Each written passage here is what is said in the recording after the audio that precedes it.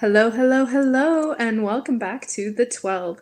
This is a show about the Women's Super League, aka the highest division of women's football in England. We're here to discuss all things WSL, both on and off the field. Each week, we'll be breaking down games, showcasing stars, and highlighting important stories surrounding the game. My name is Deepti, and I'm here with my co hosts Mark, Tombaum, and Treb. And this week, it's about making a statement, but sometimes that statement is a hot, hot take. This week, we saw Tom Gary from The Guardian put out an article titled, Will the WSL Global Expansion Impact English Players' Development? Meaning, will all the international players be taking spots and precious minutes from English players in the league? This They whole took our article, yeah. jobs. I was like waiting for that. That's what I was waiting for. Yeah, Tom, you sent us this article, and as soon as I read it, I was just like, what is he on about? It's just the whole the whole sound of it, though, just the way it was written and what he's trying to portray, like, in a way I get it, but also I don't think it's the right time for it. I don't think it was the right like theme, and I don't even know the words to say about what he's trying to put out right now. I will give Tom Gary this. I don't think that there are, like, as far as like European football, like if there is a journalist to go to in the WOSO space, he is it for me. Like I will give him that. That stated, like just reading this article, like it, I don't know. Did it give you like strong Brexit vibes? Like, because it gave me very strong Brexit vibes. Like, I was like, really? Like, is this what, like, with new TV deals coming through, a new company taking over? I think the popularity of the WSL is probably the highest that it's ever been since its inception. And I don't know, like just this did not seem like the time or the place to try. The time, at least, like Yeah. seemed really off. Like particularly, like even if you are talking about um, the three WSL teams that advanced to the Champions League group stage, like that should be a moment that the league is celebrating. But now we're talking about like homegrown players and who's considered a homegrown player based off of um the like who's been in your academy for X amount of time, or I Which don't isn't know. always English players, right? Right. And yeah, I think the thing that I will say, the number that he put out here, and I think this is why he wrote the article, right? That 30% of players who have appeared in a match this season are English or eligible to play for England. I think when he went on to say when you expand for match day squads that have been named, right? So maybe including some players who haven't played, it's about 33%. And I can okay, like off the top, on the surface, that can be a jarring number. It's certainly different to other leagues, but he actually spoke to a couple of managers who are not English about this, and one of them being Brian Sorensen, Everton's manager, who's Danish. And he said about the WSL, it is the most attractive league in the world, together with the NWSL, of course, in the US, in terms of fans playing in big stadiums, and also at the end of the day, what they are getting paid. So that will attract a lot of good players. It's getting global, it's getting bigger. I don't think it's going to stop here. It's going to continue.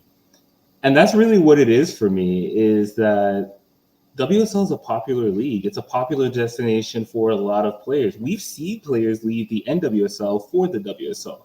We've also seen vice versa, right? And so it's just as what Sorensen said, like between the visibility, the pay you would have to assume, it's just, and it's this too. I think this is also what's affecting it. The WSL teams are backed by Premier League teams, backed by Premier League money. As we know, Premier League is by far the richest league in the world, right? Like teams that are 10th, 15th have a bigger budget than most teams in Europe, right? Like it's just it is what it is. And so those teams can go out and get players, and they will. Like or Tom, you referenced like the teams that are in Champions League. That also happens in the men's game, though. Like you look at the top teams, the teams that are competing for titles, the teams that are competing for European spots, they tend to have more foreign players. Like I'll never forget. You remember Inter Milan's treble-winning side in like 2010? That team had like no Italians on there, so or like one or two. So I mean, like it's the same. I think what's funny about this is it's the same discussion that was being had about the Premier League 10 years ago. And I would just point to what you see in the men's game now, which is arguably England's most talented team ever, like, or most talented pools of players, and that's a result of, I think, in part, the Premier League just becoming a more competitive league and it being a place where the best English players can do well. And also we see in men's and women's game, English players going abroad, right? Maybe that needs to happen more, right? But I don't think they should do anything to affect the quality of the WSL just to reserve spots for players, right? Like I think you just let the cream rise to the top. And I think it's interesting that what Tom Carey is saying is not more towards like the senior English team. He's kind of talking about the development of the youth teams and the younger players that are coming up in the system. He mentions the U19 championship, the Euros, that just happened in the summer, and England reached the semis. But of the other three teams that also made it that far, and then the eventual winners, like England had the least number of players who had top flight experience at senior clubs. And so, first of all, he doesn't really explain what he means by top flight. Like, does he mean which specific leagues does he mean? Or does he mean like English players playing in the WSL specifically? But either way, it's interesting that they're talking about the development of younger players and not necessarily those who are already on the senior team. And I just a quick Google search, like the semifinal was the only match that the U19s have lost. The Young Lionesses have lost this year, this calendar year. And who was that to? Like Spain. Who are the other? Right, and then who are the other two finalists? Like Netherlands and France. Like the other two semifinalists, like the other two countries that he's talking about, because you said he talked about the 4 semifinalists, right? So right. That's England, Spain, Netherlands, and France. Yeah, right. So we don't know what top flight, because who are already powerhouses in Europe anyway, and then you're not going to tell me that somebody who is playing for Levante in Liga F, are you going to tell me that that's top flight experience? Because to me, that's just like top flight to get your ass kicked by Barca and Real Madrid and Atleti Madrid, like right. 6 it's times. Like how much development, respectfully, how much development are you getting, like in terms of making yourself better? Yeah, it's an interesting take. It's something that isn't totally unfamiliar because kind of like how we talked about just before, we've seen something like this before in Mexico. The Mexican Federation was at a point where they very much wanted to grow the women's side of their game, and they wanted to do it locally. They wanted to provide a better place for their young Mexican women to develop and thrive and find success for the senior team and all the levels and going forward. And so that's how we ended up with Liga MX Femenil, which was a league essentially made for them. It was supported by much the way the WSL is supported by their Premier League teams. Liga MX Femenil teams are supported and backed by their male counterparts. And it's a league that everyone has taken incredibly seriously. Now, that said, they also didn't say, any internationals, you can't come, because they understand that in order to develop young talent, you have to develop them against the best players in the world. And that isn't always going to be players from your country. I think in these discussions, especially on the women's side, I think obviously the whether conscious or not, the standard is always compare yourself to the U.S. because they have been the team that at the senior level has won and been the predominant powerhouse. And even with Spain coming up right behind them, like it's still kind of the U.S. as the standard. But I just think that they're in a totally different boat in that they are fortunate to where their domestic league is also a league where the best players play, which also happen to be a good chunk of them American. But I think they are the exception, not the rule. I think trying to force your league to follow that kind of outline, that kind of mentality is the wrong thing to do, especially for a league like the WSL, because with Liga MX Femenil, we see players like Jenny Hermoso go there and they're happy there and they're making everyone else better. And we see it within the Mexican team. And like Tom said, this right now is the best English team we've seen, men or women's, but especially on the women's side. Like this current group of Lionesses, where you have the senior team winning Euros and winning tournaments and competing at the highest level, and now you have your your U9 teams. This is their, like Tom said, this was their only loss, so they are obviously doing a lot right.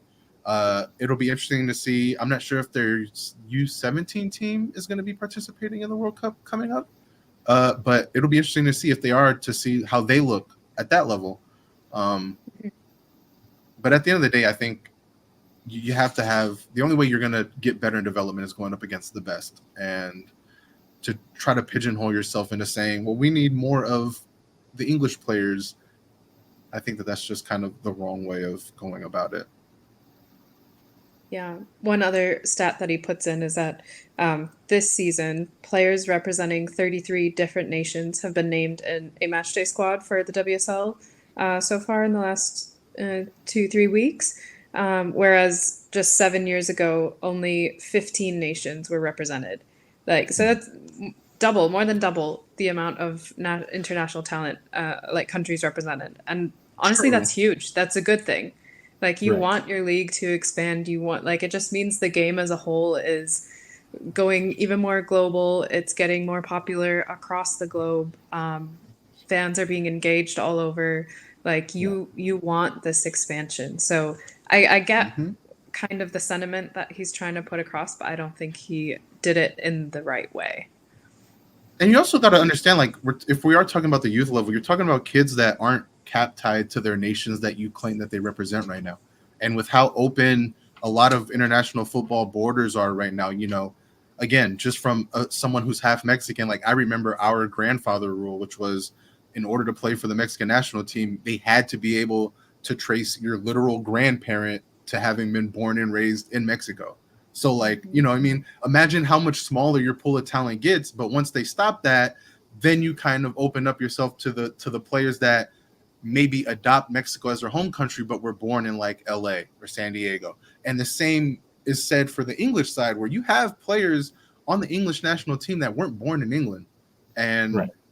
You're going to have that as time goes on. Some of these young players that aren't necessarily fully committed to the nation they were born in might end up choosing because they came to the WSL, spent time in that academy, and they feel more, English than they do of their home nation. So again, I think it's a conversation that, while I get to some degree where he's coming from, I think it's very much closed-minded. I think it's not really the direction you need to be going in. And then if you to take it the other way, if we've already seen players like Plumtree, players like Drew Spence, players like Rebecca Spencer, that they have decided, based off of their experience with literally the FA, playing for England, that's just not, and we've seen it with plenty of men too, them deciding to play for the country that their grandparents were from. So I think it sets a dangerous precedent for England, for making the Lionesses squads at all levels attractive for players that are can be considered dual nationals to choose the Lionesses over over Nigeria, over Jamaica, over, various African countries, various Caribbean countries, um, various South Asian countries. So like you're not putting your best foot forward when you're When- saying like it was like, oh well, like only the X amount of people are English. Like, okay, well, like what's the final result of that gonna be? Mhm. It's very much giving immigrants are taking our jobs. They took our Note to self. jobs. Um, But maybe I don't know how much more we want to talk about this, but I would say in terms of a solution, I think one of the things that they need is just more teams. Like 23 teams is not that many teams, and they could probably even add another division, because I bet you the championship. Actually, one of Miss Sorensen himself said that you look at the English talents in the championship, and yeah, they're doing okay. Like England's going to be fine, And it's like I said before, it's the natural order of things. Like the lower divisions or the teams that maybe don't have as big budgets, they tend to give the local talent more opportunities. That's just like the football ecosystem, and I think you should just let it play out. Honestly, yeah. Agreed. Um, all right, let's get to this week's action.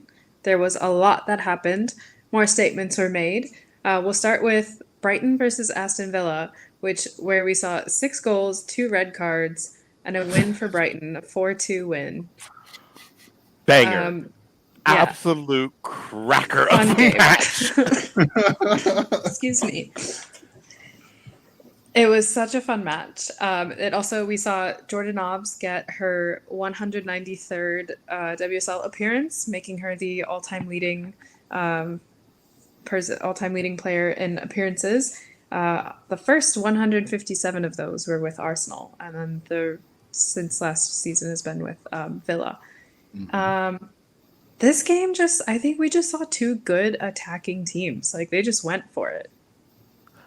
Having watched Brighton play Man City the week prior and then watching this match, it was like, oh, no, you all really did come into the Joy Stadium and park the bus as best you could. Like that, like this was uh, like this match was so wide open. It was crazy, and not only was it wide open, but it was wide open in a way that you could tell that Brighton doesn't mind living this way. Like th- Mhm. they, if it's a 4-2 match, like um, uh, they're going to be okay. Like just like their men's side has been for the past 2-3 seasons. Like yeah, we're going to play open, and like we just think that we're better than you when we play it out in the open field. And I think for the most part that was accurate. Although I really do think that that red card on Paula Thomas just kind of changed the whole complexion of the match, because I think that Villa was hanging with them. Like they were Mhm. like, okay, yeah, we got y'all. Like it was 2-2.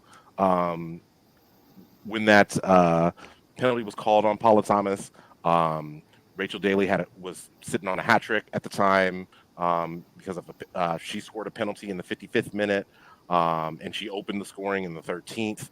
Um, Although the response, like the immediate response from Brighton, like because Nikita Paris scored in the 15th minute, let me know like, oh, it's gonna be one of those Mhm. games. Um, so I credit to Dario for keeping it as open as he did. Um, I and like I also understand why he would go to one of the teams that qualified for Champions League and was like, we're not gonna play as open as we usually do, um, and get a score line that's flattering, but maybe not like the result that you want in a 1-0 road loss. But like you lost to City on the road, like no one like. If you look back on it and it's like you lost 1-0 to City on the road, like yeah, like cool, we'll take that. Right. Um, I can definitely see that. I would think that Brighton's going to continue to play this way um, through whenever they're not playing any of our teams, any of the host hosts teams of this podcast, because I think that they feel like they're gonna flourish. But credit to Aston Villa for keeping it close for 2/3 of the match. I mean, really like 3/4 of the match, honestly. You know, Brighton really didn't break it open until Fran Kirby scored the penalty off of the Paula Thomas red card. And then I think they scored another goal. Oh yes, Michelle Ajimang. Yes, Ajimang. Okay. She scored, and it was a really nice goal that she scored too. It was a beautiful goal. I loved it. Yes. But I think that you can tell that Brighton's got a team that's going to get up and down the pitch, and that's how they want to play. If we were talking about statements, like the statement that they made to me is like, we know how we want to play, and we're going to play that way in most cases against most opponents. I think if the statement that Villa made is like, yeah, we're still a bit mistake prone, like we can still hang with a lot of clubs. We are still a bit mistake prone, and if you capitalize on our mistakes, you're probably going to get the result that you want. Mm-hmm. Yeah, I want to point out that Brighton has scored 8 goals, 4 in each of their home games. Like you said, they were away at City, lost 1-0, but 4 goals in both their home matches so far. That's great. Like, I don't remember seeing this from Brighton last season. I think Dario's come in and like they got a lot of new players during the transfer window, and I think they have all settled in quite nicely. Like Nikita Paris had a pretty good game. Obviously, Fran Kirby is a massive player for them. So I think they're just fun this season. Like it's fun to watch them play. Both teams have new managers. Both of them seem like they want to attack more. They want to play more like positively. They're not always just going to sit back and try to defend. They want to keep making like movement forward and score.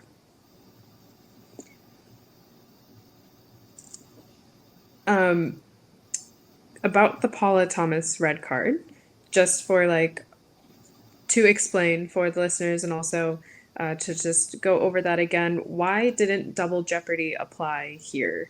Because double jeopardy is when, like, if you commit a foul in the box, typically they won't give a penalty and a red card to the player. It'll be like penalty and yellow. So this time, why did Paula Thomas also get the red card as well as conceding a penalty? I'm not a rules expert by any stretch of the imagination. My rudimentary understanding is that because Paula Thomas was in fact the last defender in the box that wasn't the keeper and committed the foul, that was the reason that both the card was shown and the penalty was given. Please, someone correct me if I'm wrong, because that's how I interpreted it. The only wrinkle that I know of for that rule, so there's that, right? If you're a last defender, I think you have to be making like a genuine attempt at the ball. So if it's like a genuine, like, you're going for the ball, but you take him out, it's still a foul. Then in that case, it'll be yellow and penalty. But I think it's if you like just, I don't know, pull someone back or rugby tackle or whatever. Or just not make a real attempt at the ball. I think then in that case they would actually show the red and give the penalty. I mean, also, what I will also say is that watching the foul several times, like, oh man, like this is the textbook definition of violent conduct, forcible contact to the head and neck area. Like it didn't look good at all. So I am wondering if that has something to do with it as well. I was going to say, I think if I remember correctly, like any use of excessive force in the referee's eyes is going to be considered a red, whether it's in the box or not. So I think that's what applied here is that even though I don't know if she was attempting to make a play at the ball, but it was excessive use of force in stopping the Brighton player, and so that's why a red was shown as well as a penalty given. Yeah. Okay. Now the next match we saw was the Manchester City versus West Ham. Seemed like a pretty straightforward 2-0 win for City. I get like West Ham. Like they have glimpses of strong play, but they're not really cohesive. And City's just rolling, I guess. I think even they have some stuff to clean up. There were some big chances that were missed, but otherwise pretty straightforward for them. What did you see, And Tom? West Ham, like I thought that West Ham scored the first goal of the match because Caitlin Gorey played in Vivian Asai, and no one tracked her run at all. Like no one tracked her run. She ended up being called offsides, and there haven't really like even in like trying to watch replays, I haven't really seen a good replay to like to say like yes she was onside, no she wasn't onside. Um, uh, Shout out to the Courtney and Andre of Diaspora United, the Balds. It would be nice to have the Balds give us a nice little diagram of that, but and you could tell that like it was crushing to see like as a if you were a neutral to see like here's like Caitlin Gorey, Vivian Asai, they're so pumped, they're so hyped because they just scored this goal against City on the road, Mm. and then all of a sudden you see the uh, assistant referee raise his flag and say like nope offsides, and then like 3 minutes later, Lauren Hemp scored, um, Yeah. and it was like, ooh. Yeah. Also, I will say that, and I think I said this on the Shades of Blue show when we talked about it. Um, I think that this, since this was really the first time that we've ever seen like Gareth Taylor like play a league match where he knew that in the midweek he had to play a Champions League match.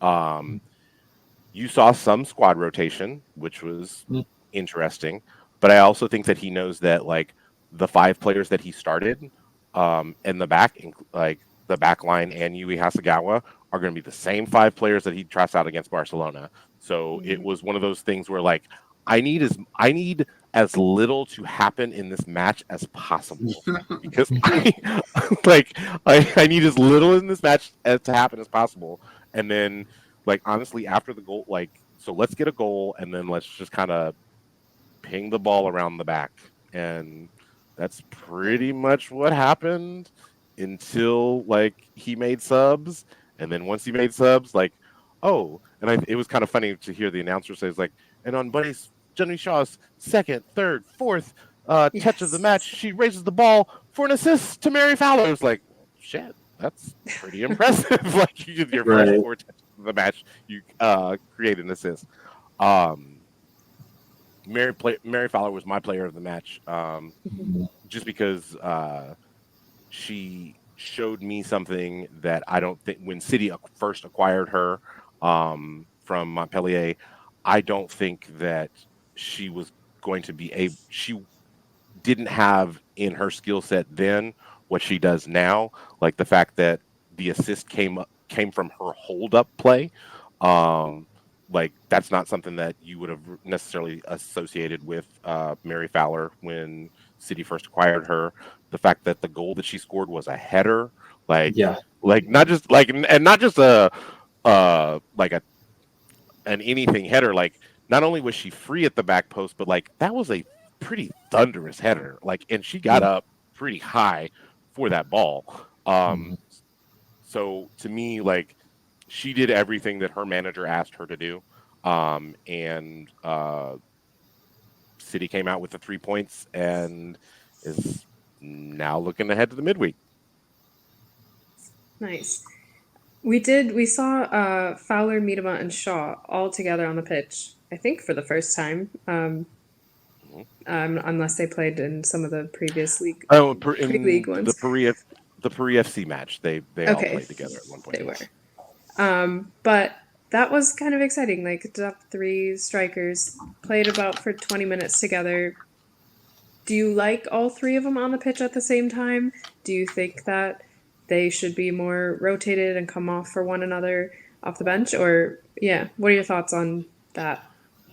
I like it in a situation where we know we have to score goals. So, and like knowing that, if it comes down to a match day 20 match where we know that we're gonna have to score a bunch of goals, because Chelsea already has a match in hand, and it was like, okay, like we gotta just keep on pumping up this goal difference. Yeah, like I think that has the potential to be super duper exciting. I think that Gareth Taylor has pretty much announced who he, like, not announced verbally, but like based off of squad selection, you can tell who he believes are his best wingers, and that is Lauren Hemp and Abba Fagino. And that stated, it will be difficult to see that the three players that we just mentioned all play together, simply because in most instances Gareth is not going to want to change too much from that. Although that stated, like, I can see a situation where it was like, okay, like we're playing Crystal Palace, we're playing Everton, like we need a score line in this one. So let's trot all three of them out there. Makes sense. Do you foresee more playing time for Fowler after this performance? Maybe even some more starts?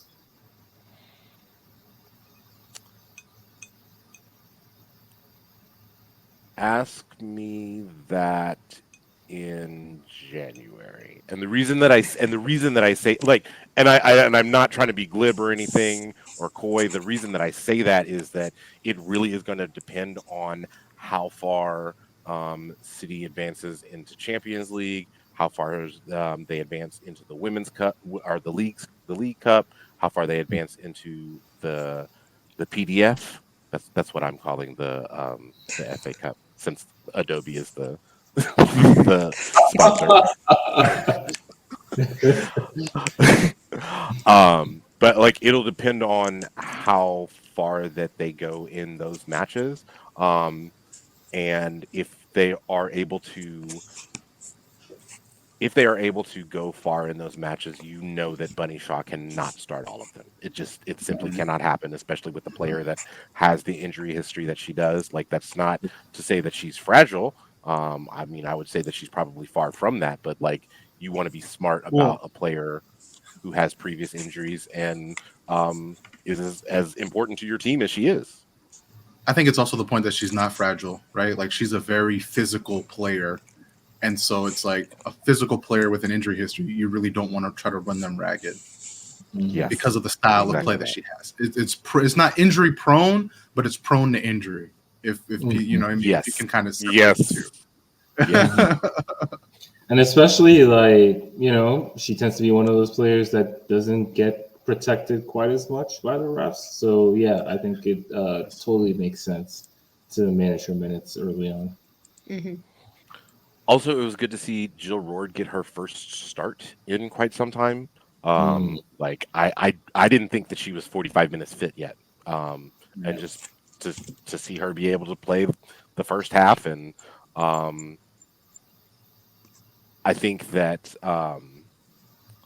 remember last week when we talked about Viv not tracking back? I don't think that I ever want to see the two of them on the pitch together, unless we're doing like a three at the back situation and there's like another holding midfielder because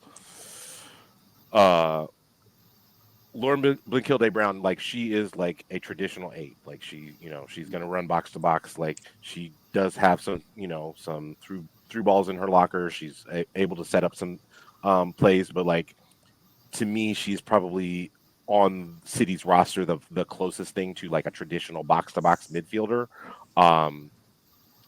If you put Roard and Miedema on the pitch in the midfield together, Ain't no one tracking back. no, there's no track. Roard Like got one thing on her mind. She's got goals on her mind. She ain't trying to hit the Correct. midway line at all. Yes. Trust me. This Arsenal knows this combination well. It's why you hardly ever saw them on the pitch together. there you go, and there it is. Like I was about to say, I know that the Arsenal people will back me up on this. It's like, nah, we can't do that, dog. No. It's also why they learned to love Leah Williamson so much, because she made up for a lot of those days where they did have to play together, and you're leaving yourself prone to a lot of leaning on your defense. Put it that way. So, and like you can probably get away with that if you know that the other team is just going to like sit in a very low block and like not like a Brighton, Well, like but Brighton did that for a match. Like that's not something that they're like. It's something that they do. I know. But it's not something they're fluent in. Yeah, like I'm thinking more like a team like a Everton. Like that they're gonna play in a low block, and like that's about it. That's all that they're gonna do. Tell me about it. So. You're just teeing us up right now. Right? I mean, I feel like I've been so good just kind of sitting here waiting. Okay, let us moan for a bit. Like Arsenal played Everton. We drew 0-0 at the Emirates. In our meeting notes, I just wrote one word. I just wrote pain. I'm gonna let Treb take over this one because honestly, that's all I have to say. It's painful watching them sometimes.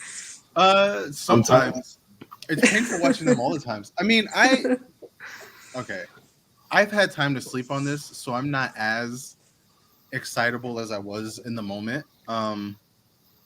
It is just I'm trying to avoid sounding like. Full disclosure to the audience, like Treb came into the WhatsApp group chat and said, and basically like called for a clear out. Like, in basketball, when the point guard goes style. Like, I was just Kobe. I was like, look, Treb, just get the fuck out the way. I got the ball. Like, I need y'all to just let me. It's not be in my way. LeBron video. Just let me get this.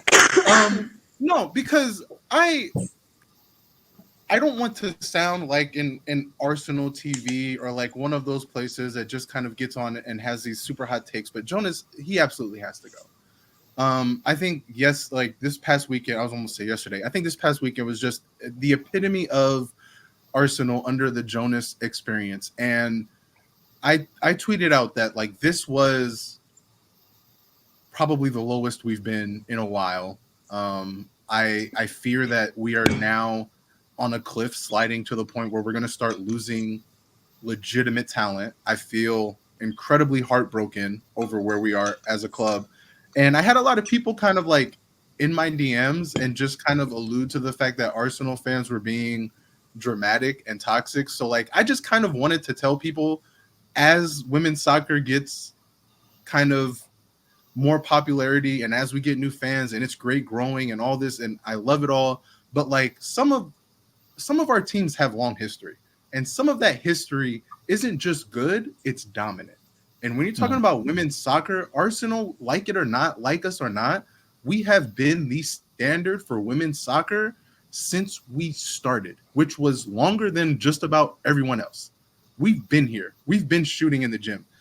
I've been following Arsenal since Rachel Yankee was there the first time. So I've been here. I've seen what this club is, what it can be, and I've unfortunately seen what it's become. We talk about Chelsea and their, era of dominance right now, and they've certainly dominated since the league has become the WSL. But let's not forget, Arsenal also have 7 years where they've won 7 titles. And not only that, they had 6 years where they didn't lose a game. 6 unbeaten seasons in a row. And it wasn't that far long ago. It was, I think that run ended in 2009. So just 2 years before the birth of the WSL, which is a long time, but it's not like, you know, way back when there was only 3 teams or anything like that. This was still a competitive top flight English football system that they were dominant in. Not just good, but dominant. You know, they remain to this day the only English side to win the Champions League on the women's side. The only English team to do that. Again, 2006, not that long ago. So when you see Arsenal fans feel heartbroken, understand that's what we're used to. That was the standard. And since Jonas got here, we've seen Van den Donk leave. We've seen Miedema leave. We've seen players like Lauren James, who was in our academy, leave. And not just leave, but have stories about Arsenal that feel like our club is going in the complete wrong direction. And, you know, while Van den Donk said that she left because she wanted, you know, kind of a new challenge, we all knew what it was. And since Miedema's left, she's kind of echoed the same, where it's not even the, and that's what hurts. It's not even the club or the fans or the organization. It's been management. It's been just a lack of vision, a lack of leadership. It's just, it's not a good place. And the Everton match, to have a match where, you know, like Tom said, we know Everton's going to sit in the low block. We knew that was going to happen. We knew they weren't really going to attack us. We were going to have to break them down, and we just looked pathetic. It's the same tactics over and over again. Play it wide, looping cross into the box, pray someone connects. Loop it wide, like play it wide, loop into the box, pray someone connects. And it's very obvious this is not the style Alicia Russo is comfortable with. It's very obvious even Blackstenius has moments where she's in 2 minds of like, am I doing the right thing? Am I doing it the right way? Like, you can just tell everyone there just does not like the setup at all. Like, that's the best way to put it. And my biggest fear right now is that we are going to stick with Jonas for far too long, and we are going to look up and we're going to lose Russo. We're going to lose, Cooney Cross, who, my God, I've never seen regret as obvious as when the camera panned to Kira Cooney Cross on several occasions. And she's just looking at herself like, what am I gotten myself into?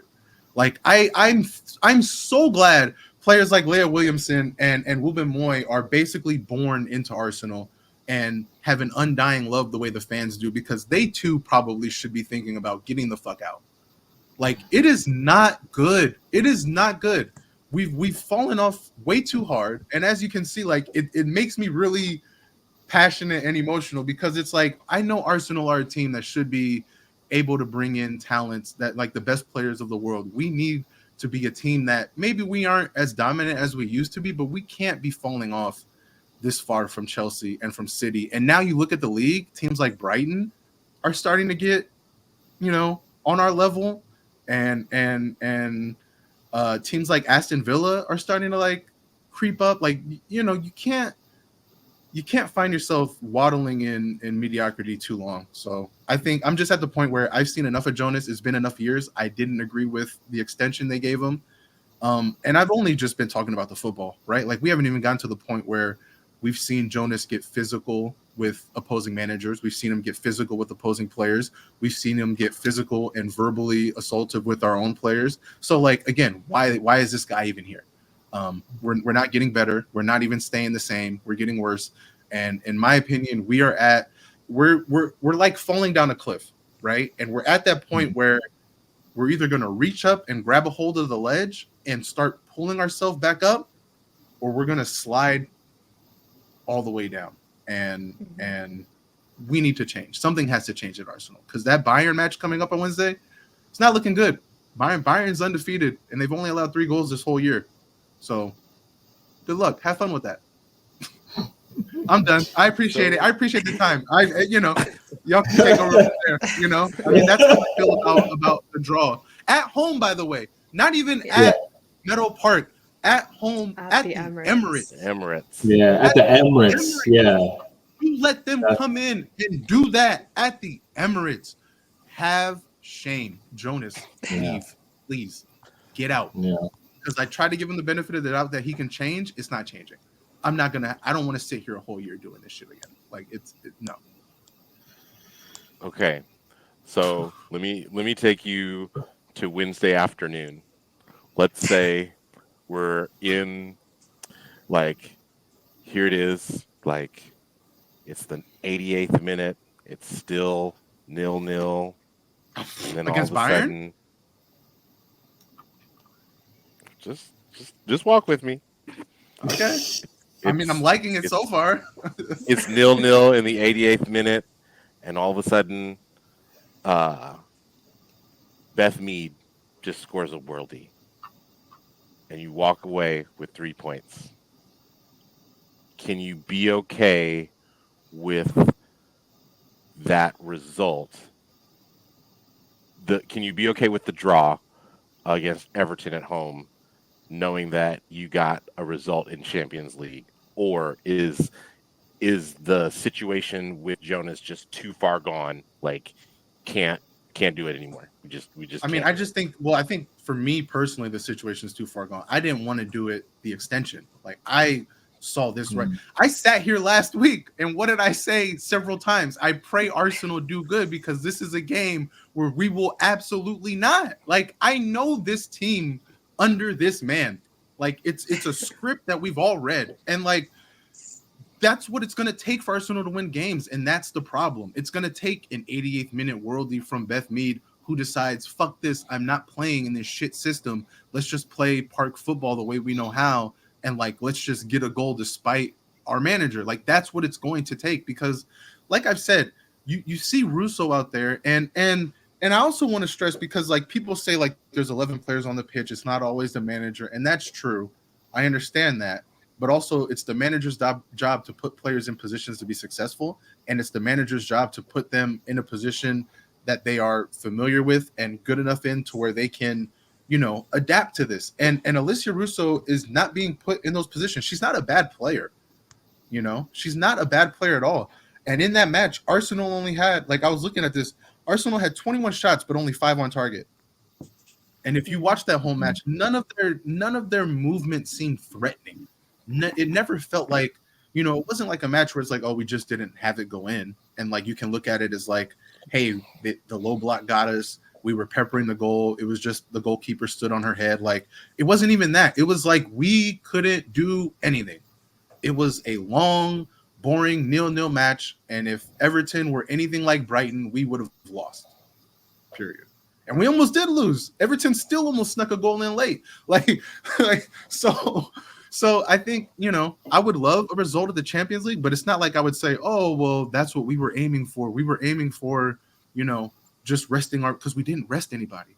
Nobody rested. No rotation in the squad. This was one of our strongest 11s that did fuck all against Everton, who's fighting West Ham for relegation.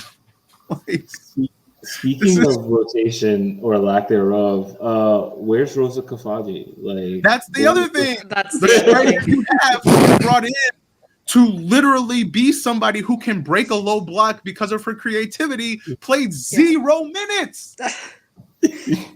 I was gonna say, you can, brother. There is nothing.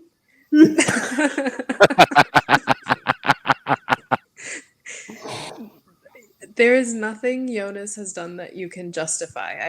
You can't defend anything he's done, any of his decisions at this point. And it's just, even if you think, like, I was listening to another podcast where they're like, is Jonas going just purely for the cups? Like, does he think he's a Champions League winning team? I don't think so. Not based on this performance. But, like, is that what he's banking, putting all his eggs in one basket over there? Like, is he going just for... That's the thing. We didn't rest nobody. Yeah, it's like... Nobody got rested. FA Cup. Leia was still out there. Like, Russo played almost the whole match. Stinius went out there and then, didn't do anything either. Like, for me, I would personally like to see Stinius and Russo play at the same time, because I think at least then You put Russo in a position where she can drift out the way she wants. Yeah, the way and you she still likes to. have, the way that she finds success in doing. And then you still have that 9 in the middle in Blackstenius. I feel like that might be their only hope. Or you play, because like I wouldn't want to play Rosa Kafashi with Russo, because Rosa also likes to drift a little bit, not as much, but she also, like, just the way her creativity is set up, she tends to like move around. So like I would like to see Stina Blackstenius and Russo play together. But again, just like Deepthi said, nothing Joe has done ever since he's gotten here has instilled confidence. And like I've said, since he's gotten here, we've lost some of the best players we've ever seen at Arsenal. Like, we had a competitive squad that literally evaporated once he arrived. He arrived and the room cleared. It was like, if that didn't tell you all you needed to know, like, he walked in and they walked out. You know, and like I said, thank God players like Williamson and Wubben Moy are like born and bred Arsenal, because like, holy, they would probably be getting ready to bounce out too. And that's like that. Like I said, that's my biggest fear, is that we are going to become a club that no one wants to go to, and that is dysfunctional. And that is the worst label you can have in women's soccer, is being a club that is dysfunctional and not conducive to not just success on pitch, but not conducive to a safe environment off of it. So It seems like it's already become a very divisive thing. You can see the club is siding with the manager rather than with the players, and that is a horrible path to go down. Honestly, yeah. So the day Williamson leaves, if that ever comes, I'm scared. I'm we terrified. are in the. That, I will that was say, my question. The only good thing is, like, I'm not one on social media, but like in times like these, I tend to go down rabbit holes just because like I worry. From the looks of it, the team look happy together. It looks like it's one of those situations where they're like, we love the club Arsenal, we love the club's fans, we love the resources we get, we love the support we get. We hate this fucking manager, and we hate that the club chooses to support him. Now, maybe behind the scenes, executives have been like, look, just let the man's contract run out one more year. We'll change things. Like, he'll be gone. Don't worry about it. And maybe that's why they're still like sticking around. But like, yeah, you're right. If there ever is a day where I wake up and I see even a rumor that a player like Williamson is about to leave, like, I will. You thought that rant was bad? I will fly to London myself. Legit. And I will sit outside of the Emirates every day and like just yell profanities. I will let Full American come out. I will go over there. You better believe it. Do not let it happen, Arsenal, please. And one last thing is, like, just off that, like, if there ever was a time to fire him, it'd be now, because there's a lot of talented coaches in the women's game that don't have head coaching jobs. You have Car Moscato sitting out here in the NWSL as an assistant doing nothing. Mm-hmm. The German manager, I forget her name, she just left their club and she's going to be available. So like, there's great you have Casey Stoney, who got exiled out of San Diego for zero reason. An Arsenal player who knows the club. It would still look knows like the league. Yeah. Respectfully, I like you, Stoney. Respectfully, it would still be struggle football, but we would have success. Yeah. We would have success. So like, it wouldn't look pretty. It would still be kind of ugly, but we would be winning, and players would want to come here. So like, it would balance out. There's 100% a reason, and that reason's name is Jill Ellis. Well, yeah, that's a whole different conversation for we can't open that can of worms. Like, but I'm just saying, like, there are managers there that you can bring in that are familiar with taking big clubs and getting them out of a bad spot and getting them success. So I think if ever there was a time to do it, it's now. And like, it's going to be interesting to see what Champions League does, because like, that motherfucker better do well, because if he bounces out of the group stage, woo, I don't know how you can defend him. Like, I don't know how you can defend him now, but like, at that point. But yeah, I think we've talked enough Arsenal for people's taste. We have. I guess we need to give kudos to Everton. They came in, they did what they wanted to do. They got a point, the first point away at Arsenal since like 2009. 2009. So 2009. Since before WSL. Years. Yeah. Down the drain. But Arsenal fans are toxic and dramatic. I'm being dramatic. All right, we have 2 more games to get to. The next one was also kind of a doozy, Tottenham versus Liverpool.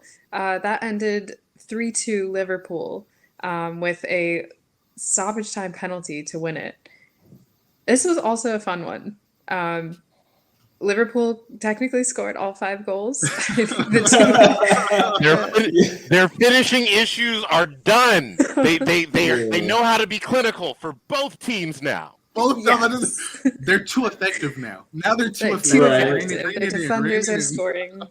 They gave Tottenham, Claire Hunt credit for Tottenham's second goal, but to be honest with you, based on what I saw, really, I was surprised. But at least according to Fotmom. But yeah, they ended up changing a credit to Tottenham, but it was, we all saw. Oh, that was not going in without either way. So.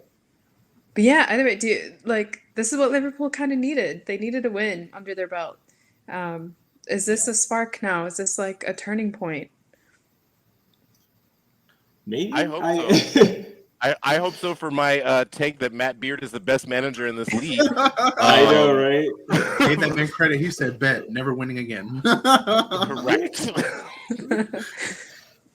But yeah, I mean, like they still allowed the goals, right? And the win's a little fortunate. You know, is that a penalty? Is that not a penalty? But I mean, the attacking play was good. I don't know. Like, I'm not sure what to make of Liverpool, to be honest, at this point in the season. You know, are they like a team who can attack better than they can defend? You know, do they have the ability to control games? Like, I wonder, like, in terms of where should we expect them to finish, right? Like, is this a team that can really challenge for European spots? You know, I definitely need to see more in terms of that. But I mean, look, upcoming matches.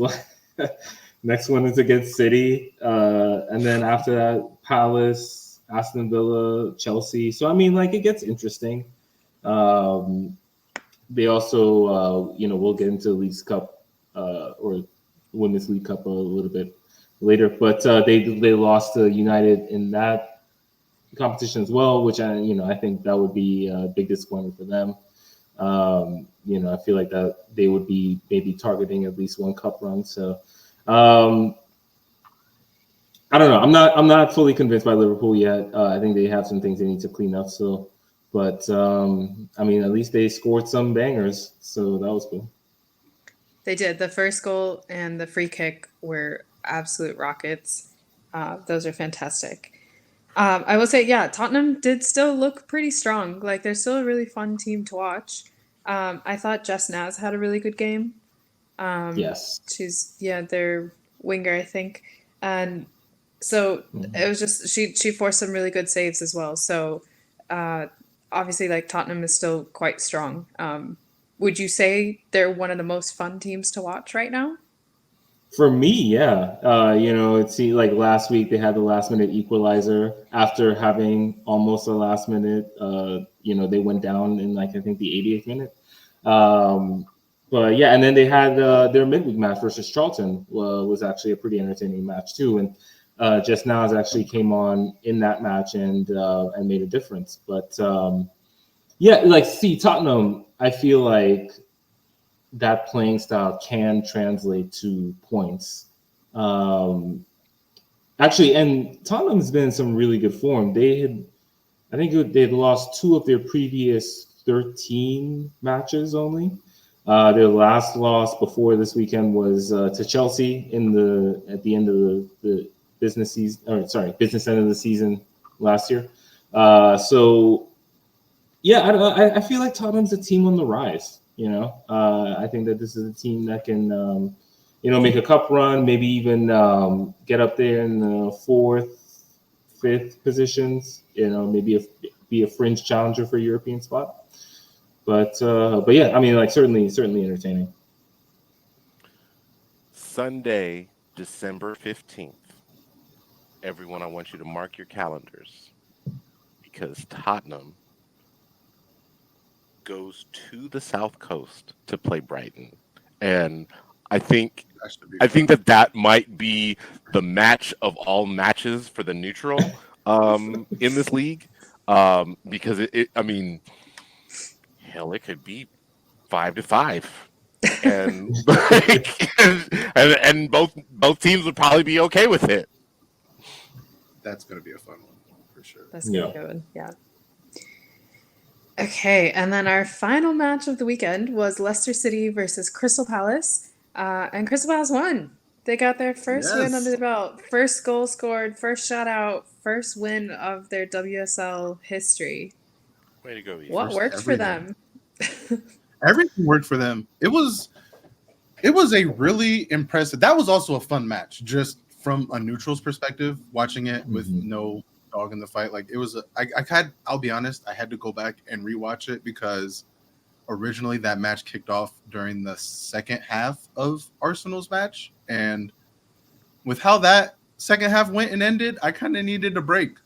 Not even gonna lie. So like I rewatched the Palace match, but it was really nice seeing Palace look. I don't want to. I mean, the best way to say it is they looked competent, and that kind of sounds mean because it's not like they were incompetent the first two matches.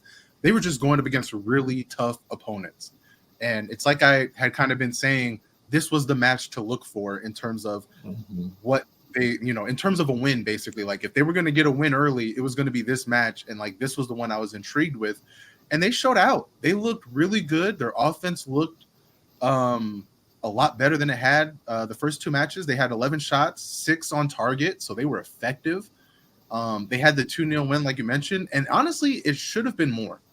There were a couple moments, especially late in the match, where they caught Leicester on the counter and just had 1v1s, 2v1s, and just couldn't quite get that final touch in the final third to get that third and fourth goal.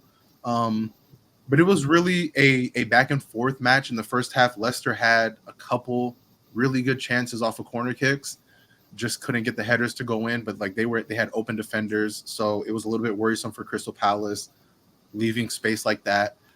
First half went in 0-0.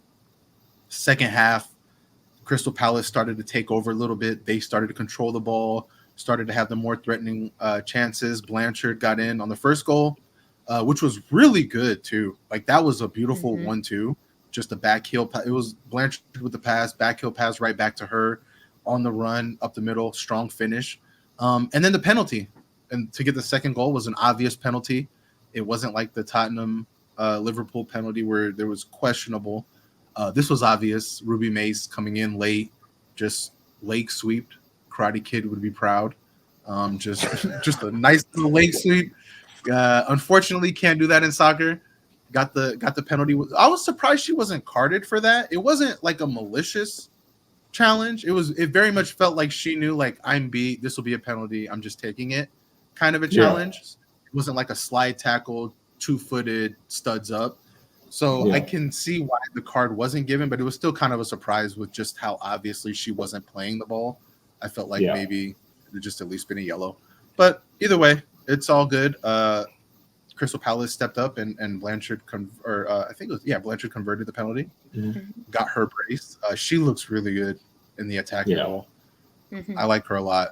So it'll be interesting to see what Crystal Palace do going forward. They got their win, they got their points, and in this race for relegation, it's a bit like the morbid saying goes, like when you're with your friends in the woods and you're getting chased by a bear. I don't got to outrun the bear, just got to outrun you. And it's a bit like that where Crystal Palace doesn't have to beat City or Arsenal or Chelsea.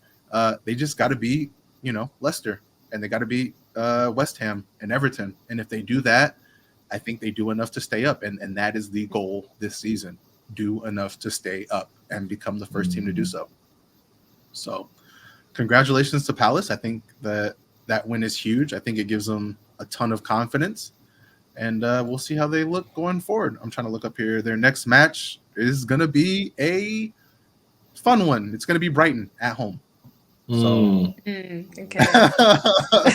You better have your attacking boots on with the way Brighton are looking now, because they're going to try to push you into a shootout. But I think if Palace come out playing the way they did today, they'll be ready for that. Yeah, Or not today, but the way they played this weekend. The weekend, yeah. Katie Stengel, I think, has been a really important piece for them. She's kind of Yeah. that veteran presence that they want. She Mhm. had the assist on the first goal, that back Yeah. heel. Yeah. So Gosh. yeah, really good play. And then, like you said, Annabelle Blanchard, she's a feisty redhead. Like you could see her just like streaking down the field every time, that fiery hair. And it's funny every She's time, got like that the brave Leicester. energy. Yeah, literally.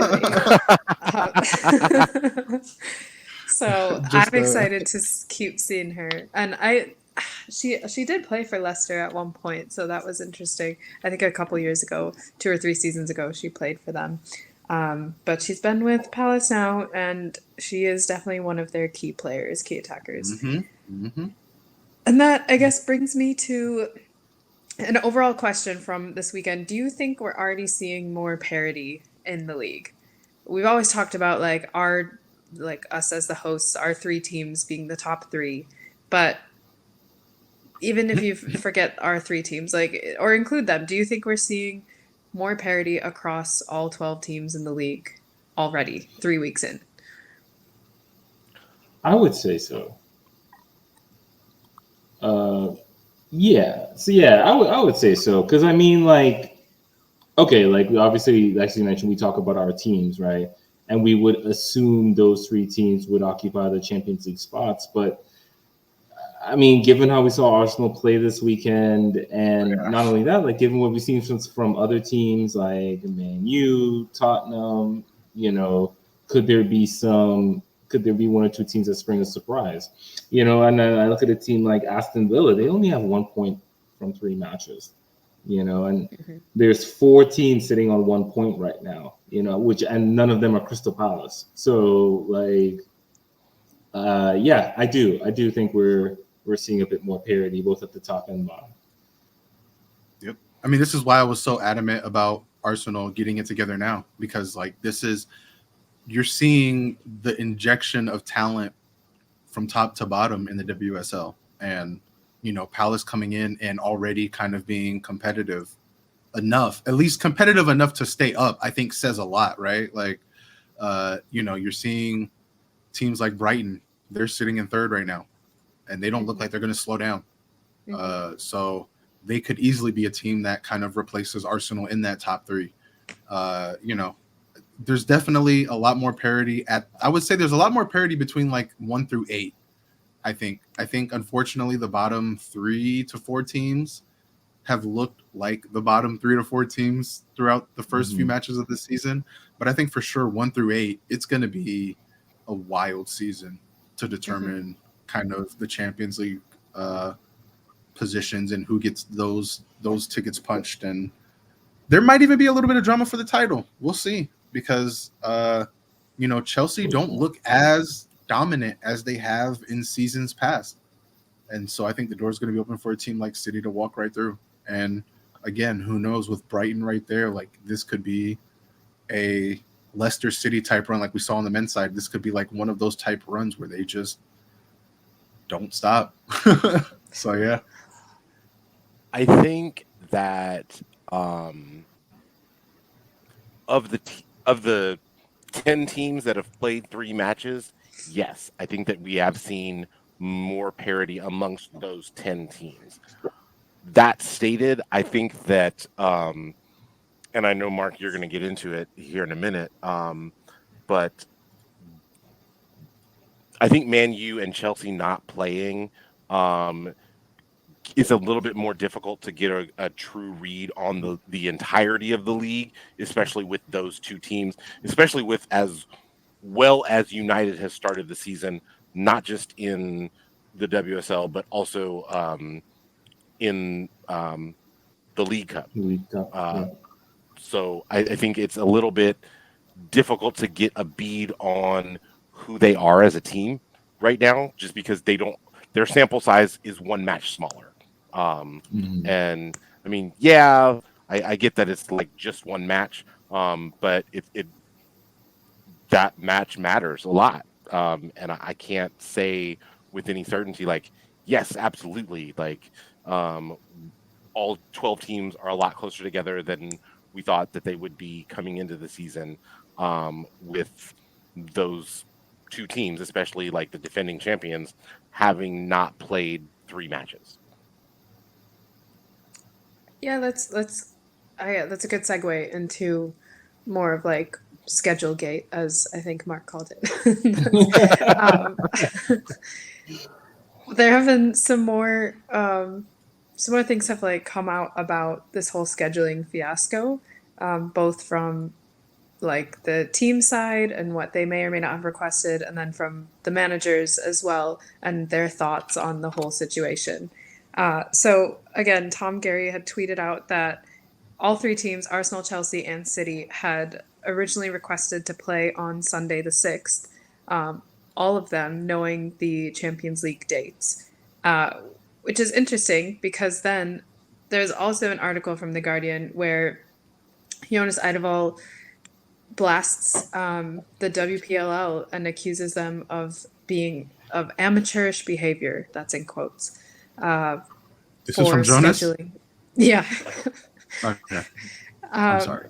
That's all right. For scheduling these fixtures and like knowing about the European schedule and then not taking care of the English teams in that sense. So let's see, what did he say? He said, of the 16 teams competing in the Champions League group stage, 13 teams are scheduled to play on the Friday or Saturday, and the 3 English teams were all scheduled to play on the Sunday, with each team of those having a 50% chance of playing their Champions League game on a Tuesday. That has been the information that's been there for months, meaning they knew about it, they should have figured out the scheduling. But in this, and like he's saying all 3 teams were scheduled to play on Sunday. It seems like they all requested that. So I can't tell if he's kind of contradicting himself here, if like they wanted to play on Sunday, if he's saying they should have just stuck with Sunday, or if all of them should have played on the Friday or Saturday. It's a bit confusing. Yeah. It's because, okay, so all of the matches this weekend, except for Brighton Villa, were on Sunday. Okay. And I don't understand why the WPL in this case, I don't understand why they weren't more proactive about this. Like, why did those teams have to play on Sunday?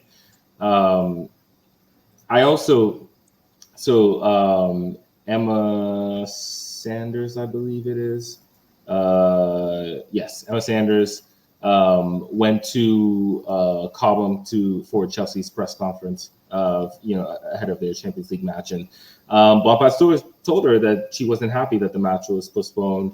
Obviously disruption in the schedule. Now there's a long layoff. There's going to be 10 days before they play Real Madrid tomorrow. We're recording this on Monday, and I just wonder about this process. Like, whose call was it to postpone the match? Why did even if the teams requested to play on Sunday, why did you honor that request? Did you think maybe UEFA would work with you a little bit? I mean, like, that's the thing. Like, they were all scheduled to play on Sunday, so this would have happened no matter what, because we know that not all the English teams are going to play on the same European match day. Like, that's a well-established UEFA mandate. So this was going to come out. Sorry, I had a call coming through. This was going to come up. They would have had to postpone a match or move a match or something. It just happened to be the biggest one of the weekend. And I think also we should say last week in our podcast, we blamed it on the FA for making this rule, but it seems like it was the WPLL actually who decided to make the change and screwed up the scheduling. So I was trying to dive into when the schedule was made and when the WPLL took over to see if the FA was at fault at all, or if it was all on the WPLL, or if it was either of them, or whose fault it was. But even Matt Beard was interviewed, and he said, he was like, I can't believe the decision was made And he was echoing what Jonas Eidevall said. I don't understand it. I believe if the league was still under the FA, it wouldn't have been called off. It's crazy. So they like it in a way it almost seems like a minor thing, but it's not. Like the managers clearly have strong opinions about it, going either way. And yeah, the player safety is definitely something to care about, but it even just one kind of mix up or one change in like the schedule will mess up a whole load of things that they've prepared for.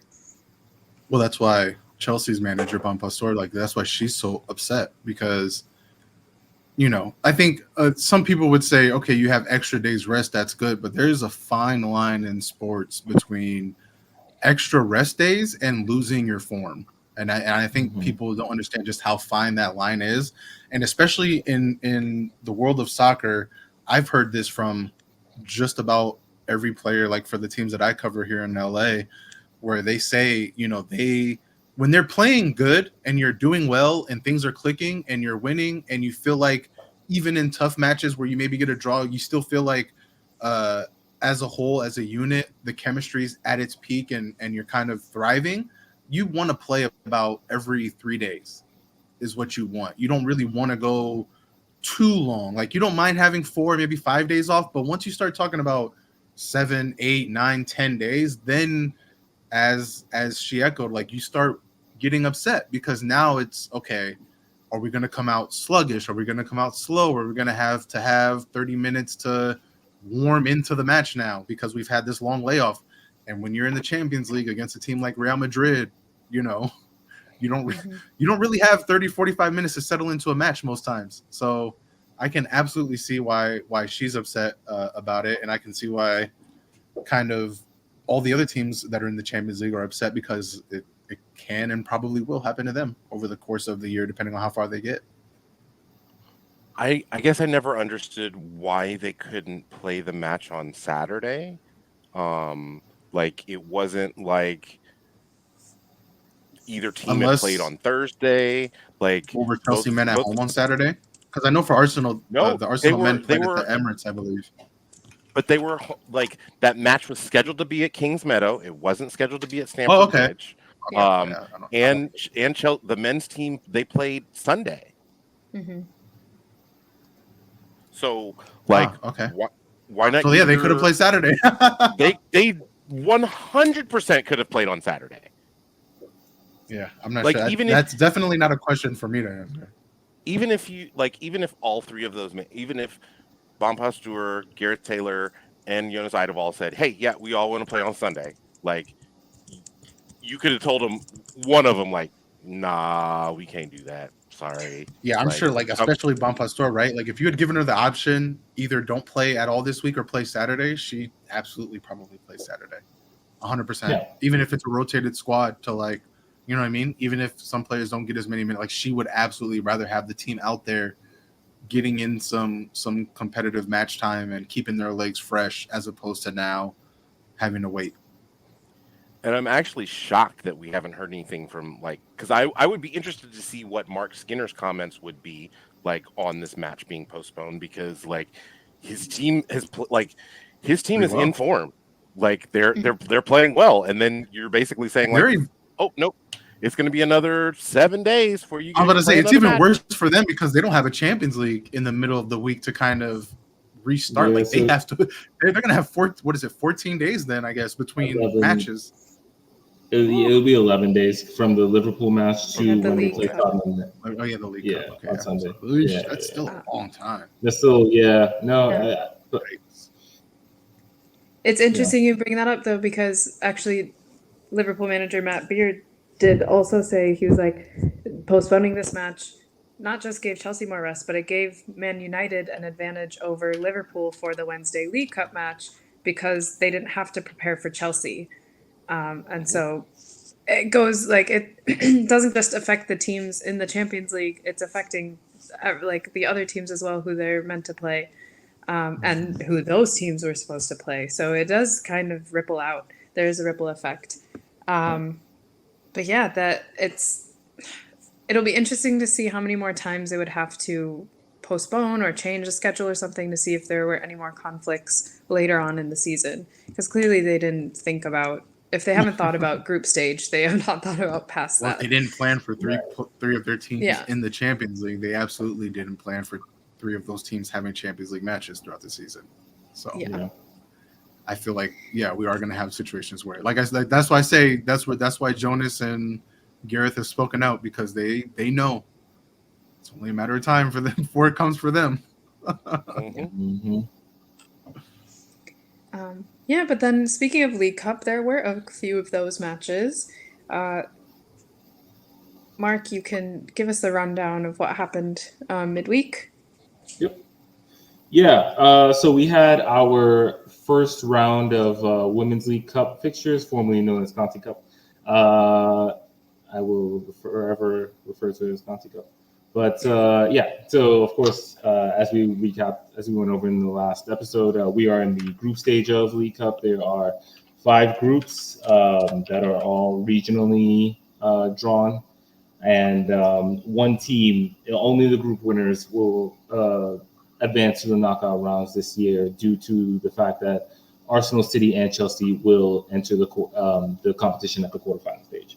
And so in Group A, I would say probably was the biggest matchup on paper, Man U versus Liverpool. Man U won that one 2-0. It seemed pretty straightforward, to be honest. I think kind of like I mentioned before, kind of a disappointment from Liverpool's perspective. The other match in that group was Everton Newcastle. So if you listened to our episode last week, you would have heard us figure out in real time that there are penalties at the end of drawn matches, and that you get an extra point if you win the penalty shootout, which I really like.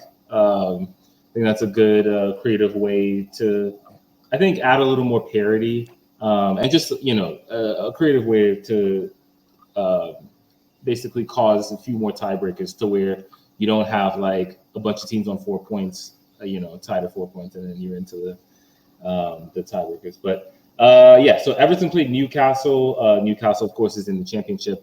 Everton drew that one and then won the penalty shootout. So they do emerge with 2 points. I think they might be a little bit disappointed that they didn't beat the only championship team in the group.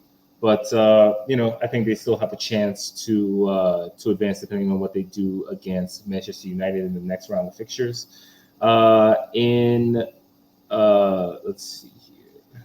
In Group B, of course, you have Durham, Sunderland, Blackburn Rovers, and Sheffield. Durham is actually second in the championship, only 1 point behind undefeated Charlton. They beat Blackburn Rovers 2-1. And then in the other matchup in that group, let's see, Sunderland beat Sheffield 2-1. So we have 2 teams, on 3 points, and the other 2 on 0 points. In Group C, where you have West Ham, London City Lionesses, Southampton, and Portsmouth. West Ham finally getting on the board with a win, a big win as well, too, 6-1 over Portsmouth. And London City Lionesses actually won with they scored in the 86th minute, I believe it was, versus Southampton to pull out a win. And so now West Ham and London City sit on top of that group with 3 points each, while the other teams, of course, have 0. In Group D, we have Brighton, along with Bristol City, Leicester City, and Birmingham City. Brighton won their match 3-0 over, that would have been against Birmingham. And Bristol City and Leicester drew 1-1, went to penalties, and Bristol actually won that the shootout. So they emerged with 2 points from that match. Bristol, who of course is in the top league last year, they only have 5 points from 4 so far in league play. So kind of off to a rough start, kind of struggling. So if they can cause an upset in the league, so I'm sure they would very much appreciate that. And in Group E, we have Aston Villa, Tottenham, Charlton, and Crystal Palace. Now, so we had Tottenham. No, yeah, it was Villa, right? Villa beat Crystal Palace 2-0. Pretty straightforward. No surprise there. The one match that I was able to watch, Charlton Tottenham. And if you've been following the podcast, you'll know that week to week, it's kind of an adventure in terms of figuring out where we can watch games, how we can watch games. This was the only match that was available live. I only noticed today when I went back on the YouTube channel that it appears that all of the League Cup matches are now available for viewing. But in terms of the one that you could actually watch live, yeah, it was only Charlton Tottenham, which was available, which I didn't mind, to be honest. Tottenham traveled to Charlton. Charlton is first in the championship. They have 13 points from 5. They have not lost a match so far. Like I mentioned, only 1 point above Durham, and I think London City are sitting on 10 points as well. So not to say that they're running away with the league, but it's been a strong start for them. And Charlton finished 1 point off of Crystal Palace last season. So this isn't a fluke. This is a good Charlton team. And I would say in this match, Tottenham was mostly in control. They scored in the 7th minute off of an in-swing corner from Vinberg. Center back Bueller got the header in the goal. I think you saw signs of life maybe about halfway through the first half. But for the most part, this was Tottenham. I think Tottenham was in control. I think it looked more likely that they would score second before Charlton would score first. But then there was an interesting incident towards the end of the first half. I think it was about the 42nd minute. Katie Bradley, midfielder for Charlton, was already sitting on a yellow. Charlton were out of possession. They're kind of chasing the ball around. She grabbed and pulled back an opponent a bit. It wasn't like on a counter, but she absolutely pulled a shirt. And the ref actually called her and the captain over and basically gave her like a last warning kind of talk because she was already sitting on yellow. So she could have been sent off. I think the ref didn't want to affect the game and all that. Well, a few minutes later, she scored. So they low-key affected the game. Yeah, it's funny how that works, right? In the 44th minute, Charlton had a big chance off a corner, and then literally a minute later, Tottenham lose the ball on their left wing. There's a counterattack down the right side. Ellie Brazil, the forward, showed good pace and strength on the right as she got free of her defender, played across in, and Kaylee Bradley's wide open in the middle. And so it was 1-1 at halftime. Both of those players, Ellie Brazil and Katie Bradley, were both sub, probably with an eye on the weekend, their regular league matches. And I think the second half largely played out with Spurs in control, but not really creating big chances, I would say. Charlotte Grant did come close in the 67th minute. But in the 68th minute, Drew Spence and Jessica Nas subbed on, and they would go on to combine for the game winner in the, let's see, what was that? I think the 86th minute. And yeah, Drew Spence going down the right finds Nas in the middle, and she just had a basically unsavable rocket of a shot, kind of passed the keeper over her a little bit. And that proved to be the winner. And like we mentioned before, and Jessica Nas has had, I think, a good start to the season. I think she's definitely a player that's on the rise. She made her debut for England this past summer, so I think you're seeing that, seeing her come into her own. But Tottenham win that match, and they take the 3 points. So they and Villa sit on top of that group with 3 points each, while Charlton and Crystal Palace have 0. Awesome. And that is your League Cup update. League Cup. I like domestic cups. They're fun. Yeah. And I think like we were talking about with the parity of the league before, I think you're seeing that in the cup. Yeah. So, like some of the matchups coming up it'll be late November.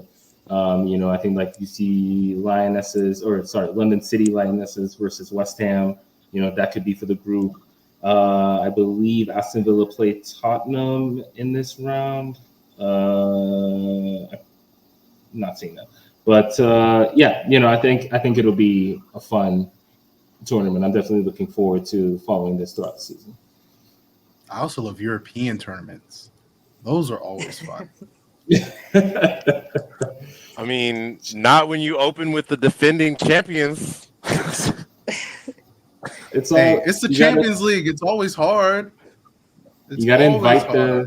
That's the point. It's the Champions League. You're gonna fight the champs, brother. You got to. So yes, that begins this week. The UWCL group stage.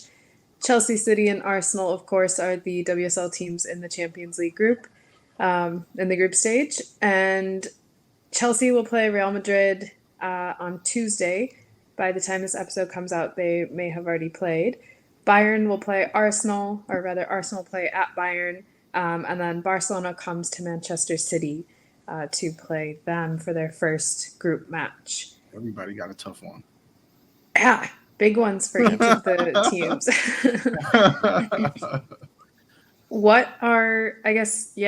Tom, we can start with you. What are your expectations for City in Champions League this year? You're not gonna beat Barca. You're not gonna. You're gonna get lucky to draw them. And just because this is the first one, it's looking kind of. I think I gave an optimistic prediction of a 2-2 draw. It's probably going to be more like 4-1. And I'm not saying that because I think that my team is crap. Like, I just think that Barcelona is that good. I think, but realistically, looking at the rest of the group, I would expect to get out of this group. Yeah, I was going to say, will a loss really be that bad? Not as long as you handle business against the other two opponents in the other 4 matches, you should be fine. Yeah. And actually, let's run through the groups real quick. I'll start with Group A, which actually is the only one that doesn't have a WSL team, but that's Galatasaray, Lyon, Roma, and Wolfsburg, which to me looks like the spiciest group. Those I think people can guess which 2 might come out, but I think I feel like Roma could be a sneaky pick there. But then we have Group B has Celtic, Chelsea, Real Madrid, and FC Twente. I feel like Chelsea and Real Madrid are the favorites to get out of the group in this one. So again, it's fun that they're the first matchup of the group. Group C, we have Arsenal, Bayern, Juve, and Vålerenga from Sweden. Again, people would expect Arsenal and Bayern to get out of the group, but given how we've seen Arsenal play, Juventus is definitely a contender. I think Bayern for sure we think will make it, but yeah, between Arsenal and Juve it might be hard to say. And then finally in Group D we have Barcelona, Hammarby, Man City, and St. Pölten. Barca and Man City are expected to get out of the group. They should. Man City have a tough first match, but let's be honest, that they both have an easy group in terms of they're going to be the 1-2. City probably know they won't be the 1. It'll they'll win the other 2. Honestly, I think, correct me if I'm wrong, I feel like this is actually a favorable draw for them because assuming they both do get out of the group, they wouldn't meet again until the final. Yeah, we wouldn't make exactly that. Exactly that. So they just play them in the first match and don't see them for a while. I don't know if it's the final or the semi. I think it might be the semi. Okay. Yeah, I think semi you have a chance to. But even still, either way, it's far down the line. Much room. Exactly, you get that much room to not have to play Barcelona if and when that eventuality comes down the road. Yeah. Right. Mark, what do you expect for Chelsea in tomorrow's match? I expect to win, I don't know how pretty it's going to be. The only reason, and I would say the only reason why I expect a win is because they're at home, because Chelsea and Real Madrid have played in several of the past few Champions League editions, and Madrid can be tough, especially in Spain. But and then also, the whole thing with the long layoff and so forth, will they be rusty and so forth. But to be honest with you, I'm not necessarily going to give this any excuses. I expect them to win tomorrow because I think there is extra motivation, right? Like, this is the trophy that has escaped them to this point. Bon Pastor obviously has had a lot of success. You could argue her success in the Champions League is the reason that she is Chelsea's coach today. It is the reason. Yeah, it's absolutely the only reason why she's like. Let's be honest about it. It's her bread and butter. I mean that. You want to talk about a manager prioritizing Champions League? It's Chelsea. Like, that club right now is absolutely prioritizing Champions League above all on the women's side. Like, that's the one that they want so that they can be able to be like, we run English football now. And I think that this is like, you are catching them at the right time, because their next league match is the Madrid Derby. And they're absolutely not those top three teams have not, like, in Spain, have not lost at all. Nope. Like all 15 points. All of them are 5-0. All of them have 15 points in the league.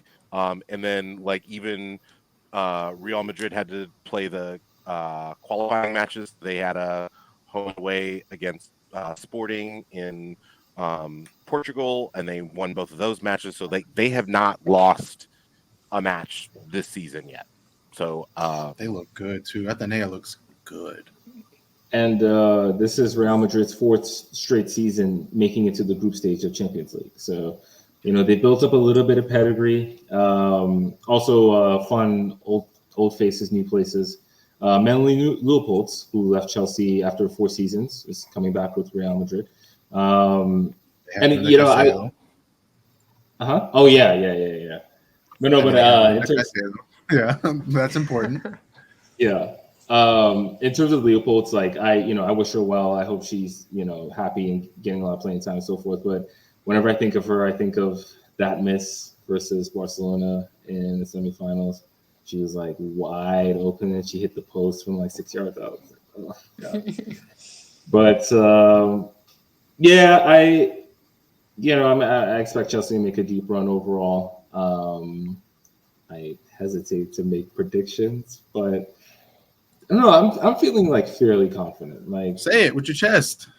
I like what I've seen. 3-0, 4-1, 5-1. You know what? If we had actually beaten, in terms of tomorrow, I would say 2-0. I think it's going to be like a calm match. Yeah, I'm not, like I said, like, I don't know how fun to watch it's going to be, but I expect at the very least like a professional performance. So, all right, Arsenal. All right, Deep D. All right, Treb. Tell me what's happening in Munich on Wednesday. I'm gonna tell you, I will be thrilled if we come away with a point. Yeah, playing away at Bayern, having just played on Sunday, and then having to come back and play Chelsea on Saturday. It's a tough stretch, and I think, I don't know. Coming away with a point will be a win for me. Treb, what do you think? Yeah, I agree. I mean, I think we're going to see. The only good thing is that the Bayern women's team are not like their men's team in that they go for blood and are super aggressive in attack. Unless you're absolutely atrocious, they tend to just kind of be much like Arsenal is, where they just like sit on possession, break you down, try to get a goal here and there. Like, they're not going to try to run up the score too much. So in that regard, Arsenal have a slight chance, but I don't expect a win at all on the road. Like DP said, I'd be happy with a point if we can get out of there with like a 1-1 draw. I think we're looking more at like a 3-1 loss with just how informed Bayern are right now. They also in their league have not lost a game. They're 5-0, but more importantly, they've only allowed 3 goals all year. Ooh. And with how putrid Arsenal's attack have looked this season, they're going to need like a City-like performance where they somehow just fluke their way to a point. But barring that, like I can't see anything too positive happening in Bayern. And I'll be honest, Juventus in Serie A, 5-0, 15 points. And that may not be the toughest league, granted, but they haven't always been the toughest Juventus side. And they look like a completely different club this year. And so, I mean, I think it says a lot that like a lot of these teams in this Champion League are 5-0, top of their leagues, running up the score, getting goals, preventing goals, and you have Arsenal. Like one of these things is not like the others, and it's Arsenal. And I'm very worried. Like I'm just being honest. Like I'm just very worried because, again, if you're saying that this is Jonas's whole focus, like we're gonna see tomorrow. Like we're gonna see. Like you know that meme with like the dragons. That's what I'm thinking of. That's what I'm saying. That's what I'm saying. Yeah, that's Arsenal. Yeah, like that's them. That's what I'm thinking. That's what I'm saying. That's what I'm trying to tell y'all. Like that is Arsenal right now. That's how we're feeling. And like right the now. crazy part is, on paper, their talent, they're good enough to. They're good at like they have the talent there to be a team that competes and should get out of this group with ease. But it's just not being utilized the right way. So I'll hopefully be happy with the point. will, like the players themselves will have some more motivation after being so disappointed from this weekend. Well, after the match, Leah Williamson herself said, now the good thing about the way Everton played out is you have no doubts how they're going to come out. She said we're going to come out and they better be ready. So I will say, let's hope. Here's hoping. I hope Jonas plays Van Domselaar in goal. This is a match where you need Daphne Van Domselaar. I'm sorry, but thank God. Yeah. Thank God for her because like we would have. I feel bad too because like Manu is like one of those players that's super passionate and seems to love the club and loves the fans and like does her best, and I'll never fault a player for that. But she's also just not quite good enough for what we need. She's not really, she's not reliable enough. She did the mannequin challenge twice. She did the mannequin challenge twice against us. I'm trying to be nice. Yeah, we're trying to be nice. But against a team like Bayern But I don't expect it to be a blowout. I would be surprised if Bayern like run up the score 5-0. Like I said, I think at most we're looking at a 3-1 loss. But I wouldn't be shocked if Arsenal like actually come to play. They seem to do better against the top teams for whatever reason. They just take those matches. They turn a switch on serious. where it's they very much are a team that play to their opposition. Very much. Yeah. They play to their opposition better or worse right now. So I could see it also being a 1-1 draw or 1-0 win.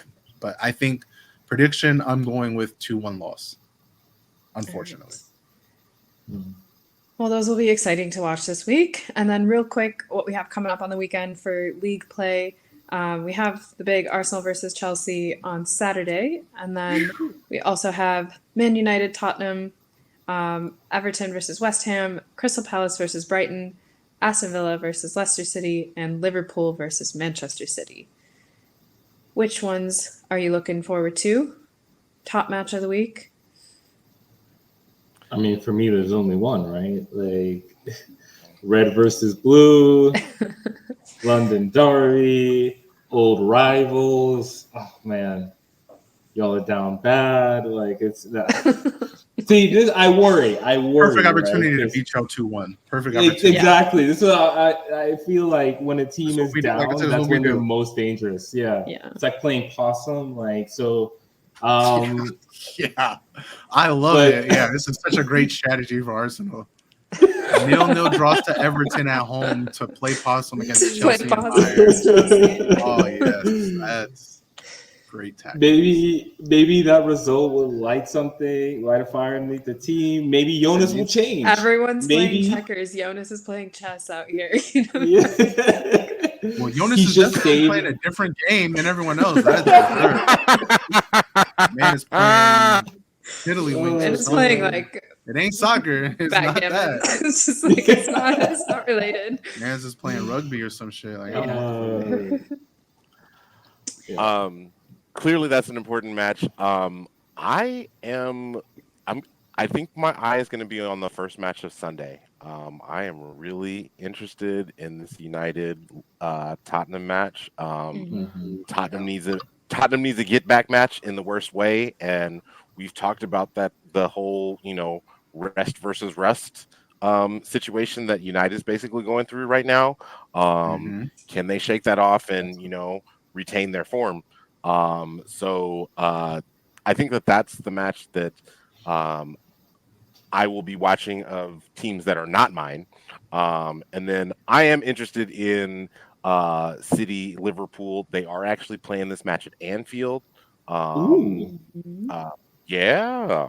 Um, I think that that will be it will be an interesting match. I think that those two matches are the two matches that I have my eye on for sure.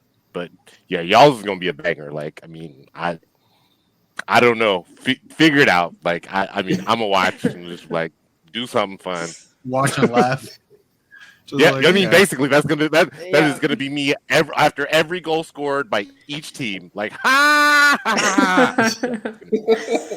Right? City fans come away winning the most because they get to watch their two challengers to the Yeah. trophy duke it out against each other. I'm looking at City Liverpool too. I think that's going to be the most fun match and the one that kind of just like says the most about the top teams, right? Because I think again, like I hate saying this about my own club, but I think that is kind of like the sentiment right now is just who's going to kind of fit into that third spot in the Mhm. WSL. I think it's fair to say City and Chelsea are going to be 1 and 2, and I think the question now is going to be who's going to be that three. Is it going to be Arsenal dragging themselves into it again? Is it going to be Tottenham kind of getting over that hump and being the team we feel like they could be, or is it going to be Liverpool, or someone else? But I think this Liverpool City match is going to go a long way into seeing just how legitimate Liverpool are, for sure. And that's the one I'm intrigued the most.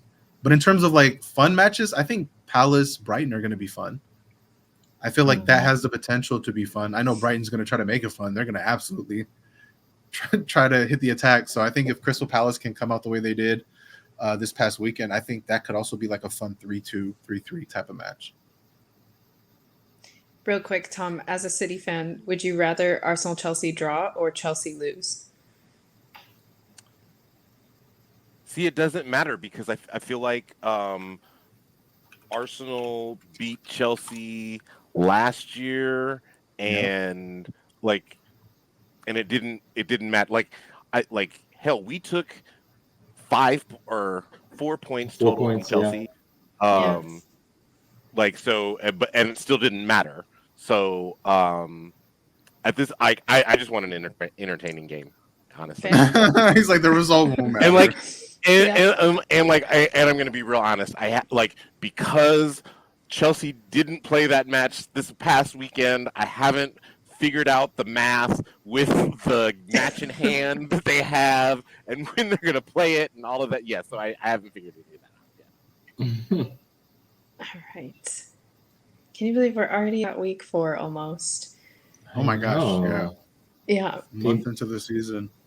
It's already October. Yeah. But all right, thank you guys for listening so much. I know we've complained a lot on this pod today. We've talked about some good things. But yeah, you can find us on Apple, Spotify, YouTube, wherever you listen to your podcasts. Hit that follow button to stay up to date when new episodes drop. Leave a rating and review if you can. We would love to hear your feedback. You're listening to the 12. There's 12 teams, 6 matches, 4 hosts. Thanks for listening, and we'll see you next week.